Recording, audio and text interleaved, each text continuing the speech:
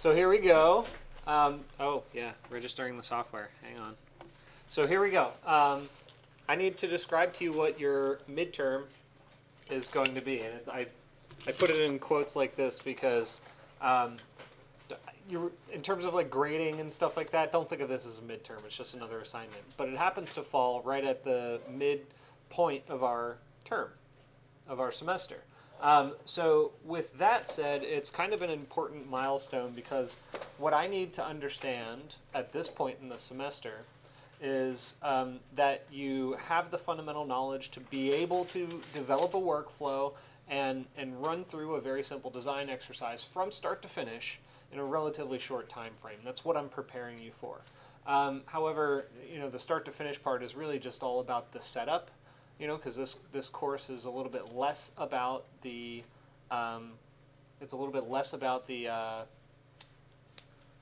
modeling, and it's a little bit more about the production of renderings, and so that's going to be the focus of this assignment.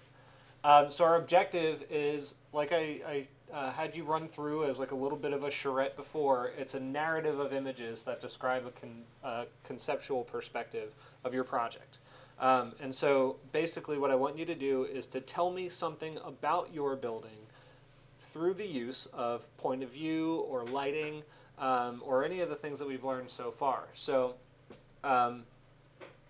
yeah, so anyway, you can read this. That part's not so important, but I put this image in here because I want to get you thinking about chronology as it relates to, static imagery, right? How do you show movement through static images? And so, and not just kinetic movement or anything like that, but movement of, ideas and thoughts and other things.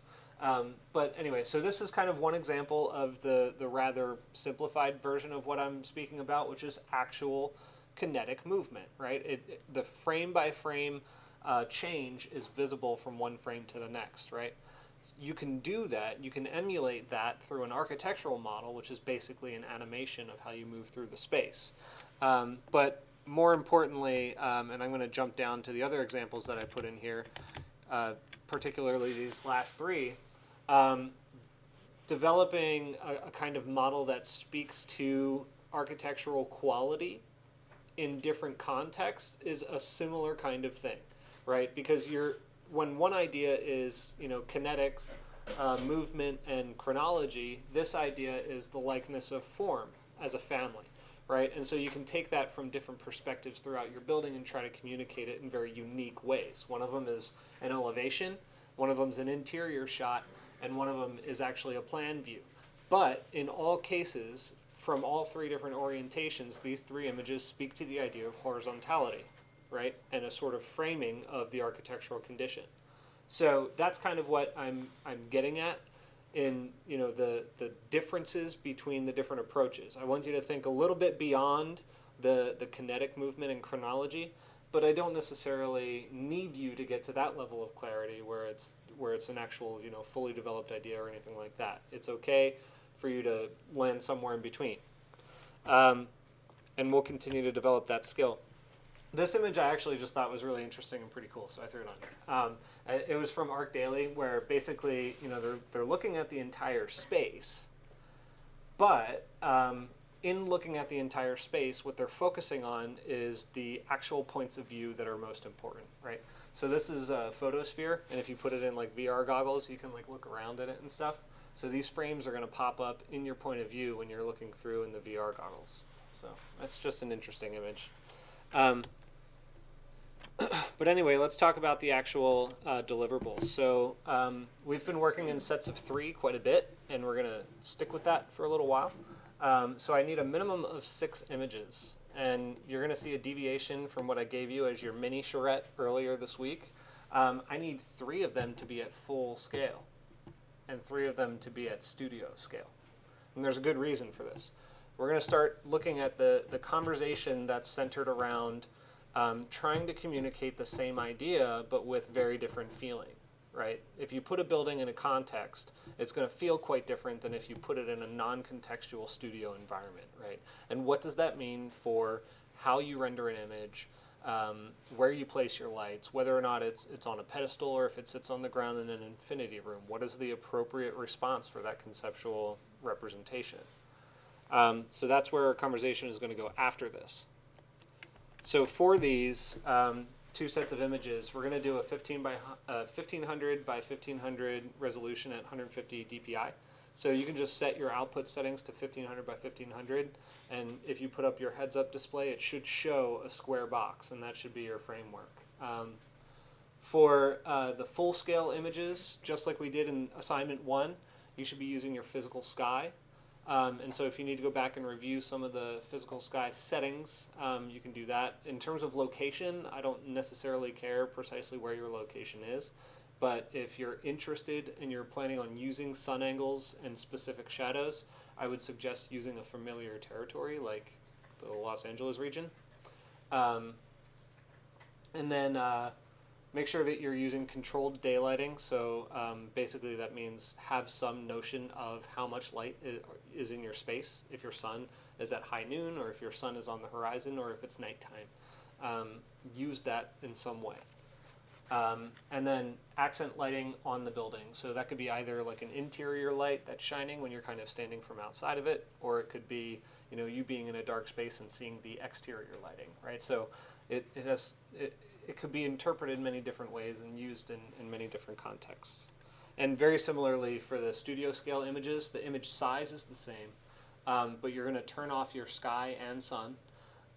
And you're going to use a combination of fluorescent and incandescent lighting conditions, and that's, you know, to capture different feelings and stuff like that. And then of course you can either use the infinity room pedestal or some other kind of context that's up to your own design if you so choose. Okay. So with that said, what questions do you have? You need to know when it's due, right? So here's what I want. Tuesday of next week, I want draft renders of everything. And then we'll re-render it for Thursday of next week. And I'm doing that kind of on purpose because throughout the weekend, some of you may not be here and may not have access to Maxwell. So I figure, you know, that time between Tuesday and Thursday of next week is going to be your time to respond to my reaction and my comments on your draft renders, and then, you know, for Wednesday you can run the renders Wednesday and Thursday, because we're gonna have to be, you know, pretty high quality. It's due on Thursday. Due on the final is due on Thursday. Okay, so Thursday is art Yeah. torture. Oh, is it? And everyone is invited. Well, that's okay. You just turn in your drawings then. Yeah. Okay. Yeah. So yeah, if you guys are doing the architecture thing, that actually works out really well, because during that day we were just going to kind of collect them and talk about them. But if most of you are going to be doing that, then we'll just, you know, do that on Tuesday the following week. Can I actually get a head count of who's going to attend? Or raise your hand. Yvonne? I have class that day. You have this class. Yeah, you have this class. Exactly. If nobody's going to be So here, you're having fun, right? I mean, I will, but You're not going to help? I don't want to ditch. we'll see about You're that. ditching the class. So anyway, because of the architecture Halloween party, it's okay for you to turn in the drawings, you know, at some point, either before that or during that. I do understand that a lot of you may not be here, so it'll be more of like a work day if you choose not to go. Yeah, but I will be here, and we will be having quote unquote class during that time. Try to. So we're going to have music too. Yeah, I mean, it's going to be like a rager over there, so yeah. We won't be able to concentrate, is what I'm saying. There'll be food. You can come in and out. Yeah. Okay? Okay, I will. All right. I do think I missed one thing. Yeah, I did. Darn. There's one line item under full-scale image requirements that I wanted to include that I forgot, and I will include it. But we're going to need to build a contextual model. Same. Yeah, just like we did with assignment 1, except it's going to be a little bit smaller. So when you read this, and you should read this, even though it's just a lot of archibabble hubbub, you know, it doesn't really mean all that much, a lot of fancy words, there are a few things that are kind of important in it. This 150-foot radius is kind of important, right? I want you to take your building, right, and you're going to build an urban context around it at 150-foot radius. right? So a 350 or a 300 foot circle, just drop that thing down around your building and start to build an urban context. And by an urban context, I essentially mean the bland and boring buildings that go around your original model. So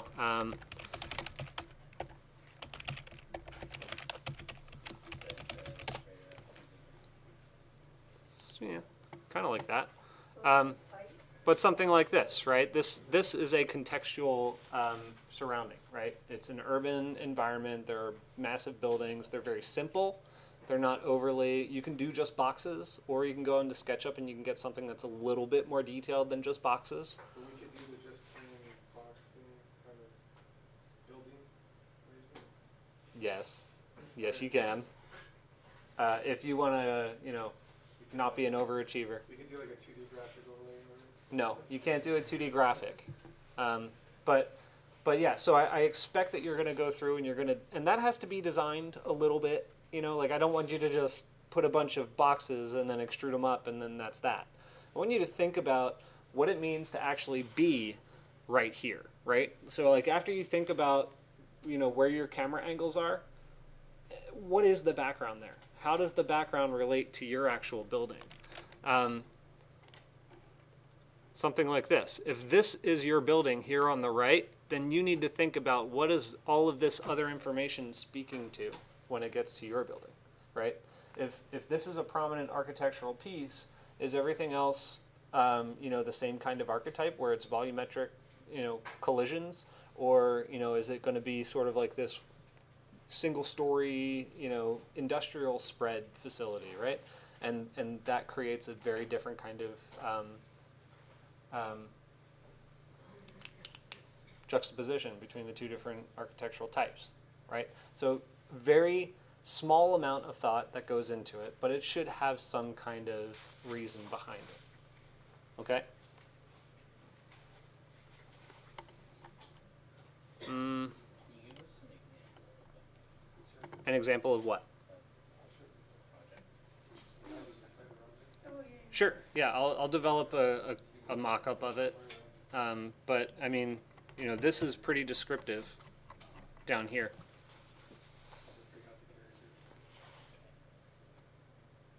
So I don't want you to focus on materials.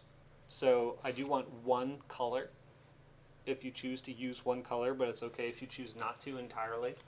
But I really do kind of want you guys to look at these three images as a very, very good example of a set of images that speaks well to your project. Now, I'm not saying that you need to be using this kind of bar aesthetic, horizontality concept. What I'm saying is pick something that composes an image that you can multiply or repeat throughout, or the essence of a particular perspective that you can capture in numerous ways, right?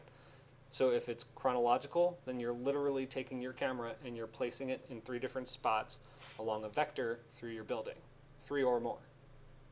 In some cases, if it's chronological, you're going to need more. You're going to need something closer to that. But, and I'll mock something up for you so that you can kind of guess. I'm not going to do full renders or anything, but I'll give you, sort of an example of what I would do. How it captures Mhm. 3 different. Yes. I just wait, it's right there. Oh no. You got it. Damn, shit, I lost it. It was like a simple question. Fuck, That's okay. It'll come back to you, and then you can just ask me anytime. Okay? Any other questions? I did record this, so it'll be available for you to go through again so that you can hear it. Probably won't hear Yvonne cursing, but I don't think the mic will pick that up. Yeah, it'll be fine. oh yeah, I remember now. You do? Say something important so it's included. Don't distract her. What is it? Then you need to know. All right. I'm going to close this down then, and let's get started.